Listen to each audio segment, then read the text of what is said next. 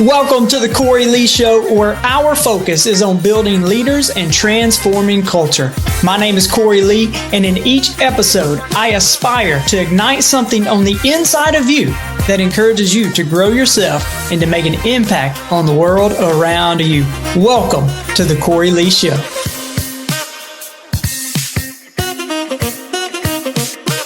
Welcome back to the Cory Lee Show. Hey, got an exciting episode today. Hey, this is the first episode in our new podcast recording studio here in Tupelo, Mississippi at the Well. And just excited about the conversation we're going to have today. This is a solo cast, and really it was birthed out of, I'm doing this goal setting workshop coming up, and we're going to do it in June. And this is something that I typically do at the very beginning of the year. But I thought about, a lot of times people will set goals at the beginning of the year, and then about February, March, April, you've totally forgotten about those goals. And so really want to kind of stir up that passion, stir up that vision within people, and really make the second half of 2024 better than the first half of 2024. And that's what we're calling that workshop, is second half success. And so today's podcast actually comes out of that. I was thinking about,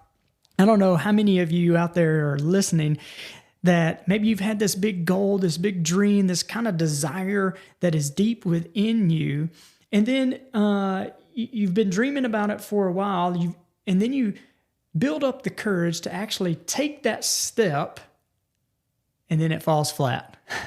Have any of you ever experienced that? I don't know about you, but I have. I don't know if you've had that experience where you go out there and it just doesn't work out. And so if you have, you've probably experienced disappointment. See, disappointment is this gap between my expectation and my experience. My expectation was here, but the way it played out, the outcome was way down here. And that gap is called, that gap between my expectation and my experience is actually disappointment. And this gap, it will cause many to sit on the sidelines of life. And undealt with disappointment, y'all, it leads to fear and settling for mediocrity.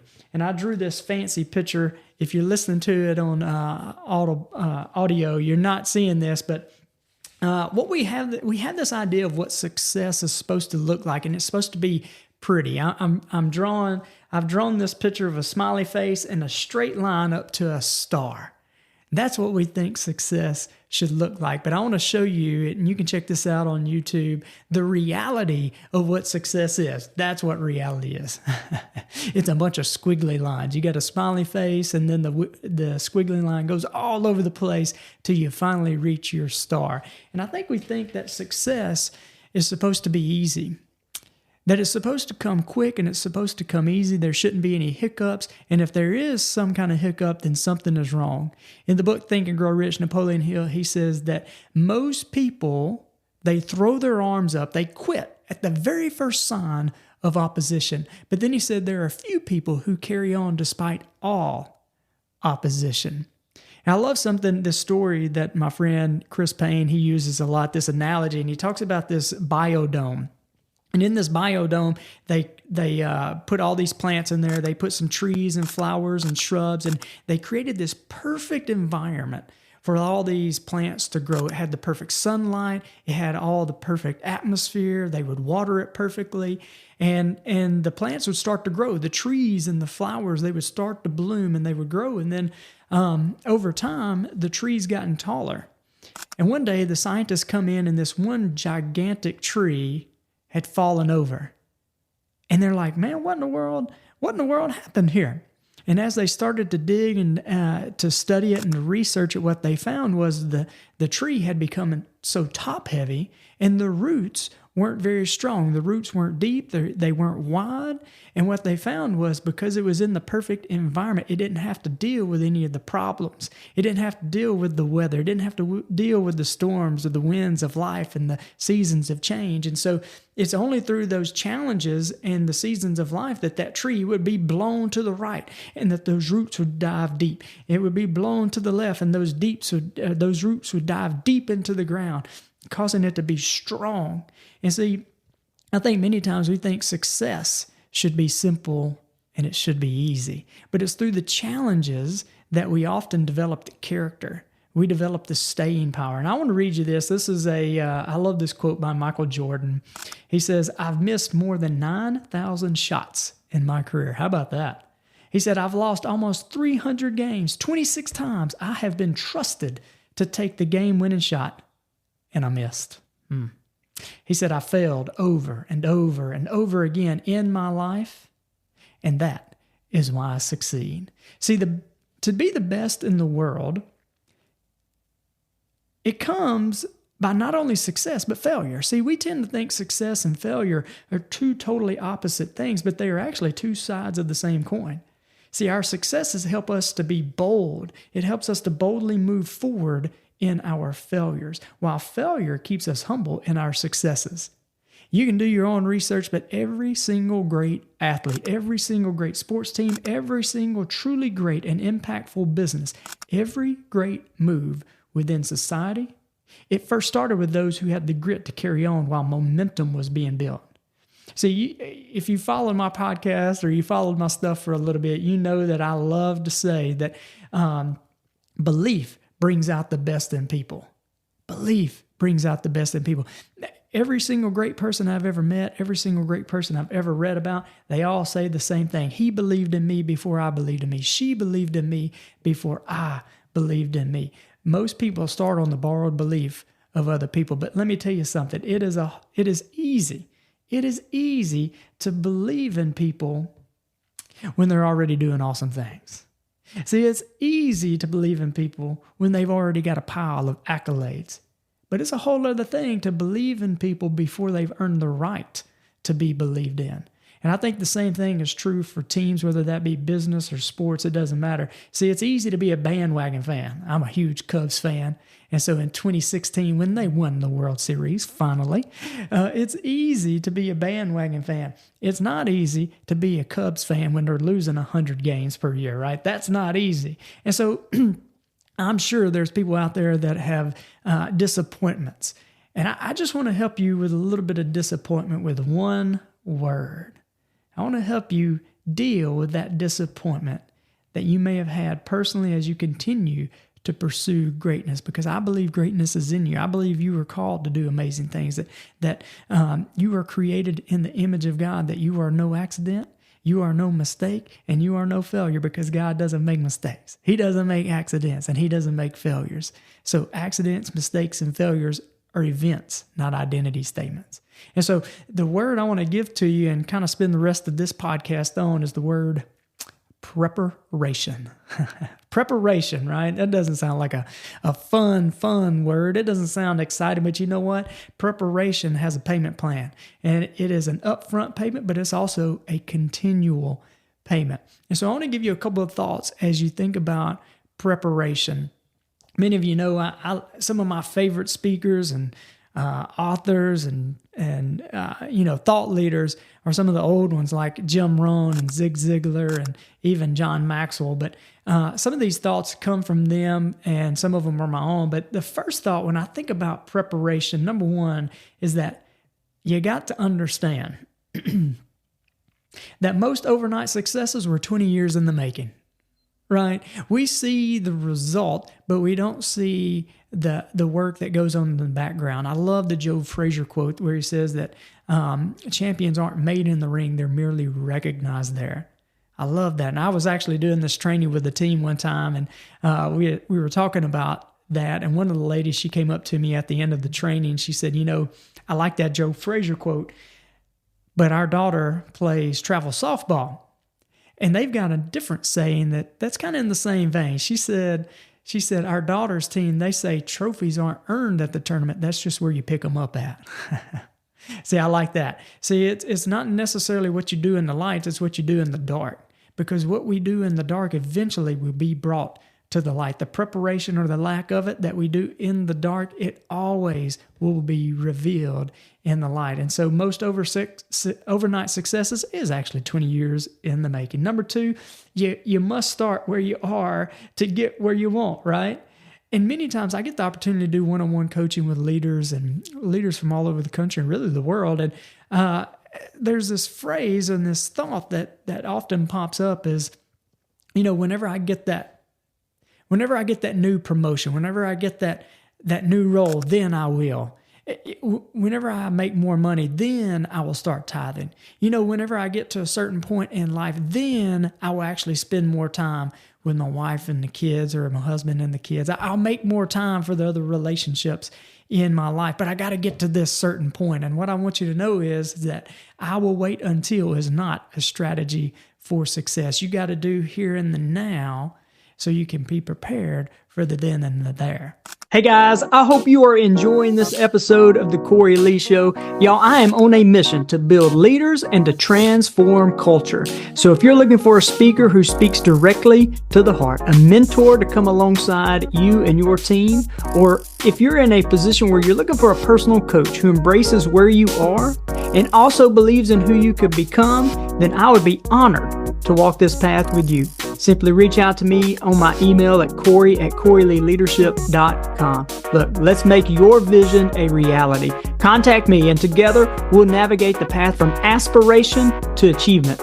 Your transformation, it starts now. I love what Andrew Carnegie, he said, if I didn't tithe on my first 100, there's no way I would have tithed on my first million. You got to start where you are to get where you want to get to. See, don't become something, be something. To become something is to put it off into the future, is to put off into the future what should and could be done today. If you can be found faithful with the measure that you currently are given, then you will be found faithful with what's not yet yours. Number 3 is if you really want to do something, you will find a way. And if you don't, you'll find an excuse. How about that? I don't know if that's true for you, but I've found that true in my own life. If I really want to do something, I'll find a way. I'll turn over every rock. I will look for ways. I will search for ways. But if I don't, then I'll find an excuse. I'll do just enough to make it look like I tried, but I won't give everything I've got to try to find the solution or to make it a reality. So if you really want to do something, you'll find a way. If you don't, you'll find an excuse. I can remember I was working at a physical therapy office one time, and I learned this. We were there, and we had a new front desk lady who was starting, and she'd been working there for a few weeks, and the owner of the clinic came to her and said, "Hey, I need this guy's number. Can you find this guy's number and get it to me?" And she spent about 5 to 10 minutes. She rummaged through her office, went through some desks, went through some drawers, couldn't find anything. And she finally came back to the owner of the clinic and said, I can't really find it. I've searched 5 to 10 minutes. I can't find anything on that guy's number. And the owner got up, went into her office, searched through some drawers, dug through some papers, went through a filing cabinet, finally found a piece of paper that had a website on it. He goes to the website, he gets onto the computer, goes to the website, goes to the contact us page, finds the number, makes the call, and has the conversation that he needs to have. After the conversation, he goes back to this office manager and he let her know. He told this young lady and told her and said, never say you can't again. Don't tell me you can't do something ever again. And what a powerful lesson that was for me, that if we really want to find something, then we'll find a way to make it a reality. But if we don't, we'll make half-hearted attempts to have the appearance of actually trying. In the book, Think and Grow Rich, one more time, he tells the story of Henry Ford. Henry Ford, he made the Model T. He also invented the assembly line. But as they were going for several years, he wanted to create a V8 engine. So he wanted all 8 cylinders to be in actually one block. And so he drew it out on a sheet of paper. He gives it to his engineers and says, "This is what I want. I want all 8 cylinders in one block." And they looked at him and said, that can't be done. That's never been done. And they gave a list of all the reasons why it could not be done. And Henry Ford looked at him and said, "Go ahead, make it happen." They walked away discouraged and upset. And so they spent 6 to 7 months trying to figure out a way to make this happen. They come back to Henry Ford and said, hey, we've tried this and this and this, and none of this worked. I told you it was not possible. Henry Ford looked at them and said, that's fine. Go ahead. Make it happen. And multiple times this happened. And then finally, over several months, over several lengthy period of time, they, like with a stroke of genius out of the blue, they come up with a solution and create the 8-cylinder where it's built into one block. And so as I think about preparation, one of the coaches that I really admire was Coach John Wooden. One of the things I guess I admire about reading about Coach John Wooden was that not only was a great basketball coach, but he was a great developer of people. He would have these young men come out of high school and into college. He was the college basketball coach at UCLA. He's won more national championships than any coach ever. He's won, I think, 10, I think. I think he was won 10 national championships. And then as you look at the list, the next behind him is Coach K, who has 5, right? And so he's doubled up everybody else. But he would have these young high school young men come in and play for him, and he develops them into men. And I want to read you this story about one of the first lessons that each one of these new basketball athletes learned, right? So you think about you coming in, you get the opportunity to play for one of the greatest coaches ever, and you're looking forward to being around all these other athletes who are probably the best in the nation as well. And you're looking about practicing with them, doing the shooting drills, and they have their very first practice. And they come in, and here's the lesson. Coach Wooden would come in and say, he would say, we're going to learn how to put on our socks and tie our shoes. How about that? He says, we're going to learn how to tie our shoes. He would come in and say, you want to first put your socks on. And slowly with care, you want to pull them over your toes. And you think about a freshman that's sitting in this, and you got to be thinking, is this a joke? And you start to look around, and you can see the upperclassmen actually listening and intently doing and slowly and patiently doing exactly what Coach says. And you're thinking, like, is this a joke? Like, where are the layups? Where are the shooting drills? Where are the defensive schemes? And then Coach Wooden would say, now you want to move your sock up just slowly, and then to here, and pull it up to here, and then you want to slowly smooth out all the wrinkles, nice and tight. You want to take your time, and then take your shoe, and you want to lace them from the bottom, and you want to carefully and slowly, and getting each pass nice and tight, snug here, snug. And after the lesson, you can imagine the freshman would go to an upperclassman. It's like, what in the world was that all about? We here to play basketball. This is something I learned in pre-K, right? And the upperclassman would say, see, if you get a blister in a big game, then you're going to suffer, and you're going to slow down. If you suffer and if you slow down, then the team will suffer. That doesn't happen here. So your shoes, if untied or if tied improperly, they can come untied during a close game. But if you do them properly, that will not happen. See, we prepare the little things to allow us to focus on the big things. Preparation in the here and now, it equips us for the moment when your number is called. Preparation with the small things, the insignificant things, it matters. Those small things, they matter. One of the biggest challenges to standing in a place called here and knowing that you're made to do something significant, or to stand in a place called there, or to be a part of something significant, is the process. I often call it the seasons of waiting. And I want to end this podcast with a poem that I wrote that I call Seasons of Waiting. There's a yearning buried deep within the heart. Its call is to step in to greatness. The sound of its voice is deep and strong, yet it is so distant, like a magnet that's being drawn to higher heights. There's a pull, a tug, a nudge, but to where exactly you're not quite sure. There's a knowing that you were made to be out in front, to be in the spotlight, yet you feel so hidden. It's a season of waiting. Make good use of this season. Do not despise the season. To despise it is to waste it. Don't rush this season. See, to rush it is to leave yourself underdeveloped for the moment when your number is called. You want to embrace it. This season offers insights into where, to what, and in whom your trust is placed. the strengths to be developed, and weaknesses in character that need to be dealt with. This season offers opportunity. It's the opportunity to bridge the gap between current ability and potential ability. Where you are going, your strengths must be strengthened. Talent must be improved. Character must be rock solid. Skills, talents, and abilities, those things can get you an invite, but it's character that keeps the invitations coming. See, ultimately, where, what, and in whom you place your trust, this is the defining decision of this season. Many options will appear before you. You'll have money, influence, a large network of people, your own ability to make things happen, the government, a business, or an organization, a certain relationship, the Lord, tons more options. The decision is foundational. This decision right here is foundational. A foundation is what all the rest will be built upon. Consider well the options before you. How solid is that foundation? Is it fickle? Does it change with the seasons? Will it need constant repair? Is it dependable, durable, and unshakable? Make good use of the season. If taken lightly, it can set you back or keep you where you are.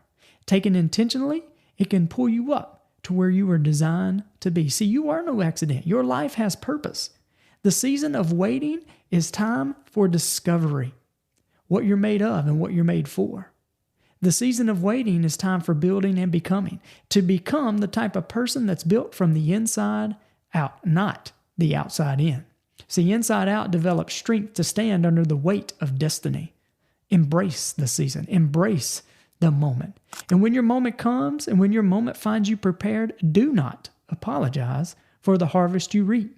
If this moment finds you unprepared, do not make excuses. Do not cast blame. Do not point the finger. And above all, do not give up. Learn the lessons offered from this season. Pull yourself up. Take full responsibility. Give it another go. Another moment is just around the corner. And I'll wrap it up with Psalm 27:14. Wait on the Lord. Be of good courage, and he shall strengthen your heart. Wait, I say, on the Lord. Hey, I hope today has added value to you. If it has, I ask that you share it with somebody else. Share it with a friend, share it with a family member, share it with your mama and them, whatever. Make sure you like and subscribe so you can stay up to date with all the latest episodes of the Cory Lee Show. I hope you guys have a great day, and God bless. 3, 2, 1. Okay. Thanks for joining me today. I hope I have added value to you. And if you have found value in this episode, let me know. Drop a comment and make sure you share with a friend or family member. See you next episode.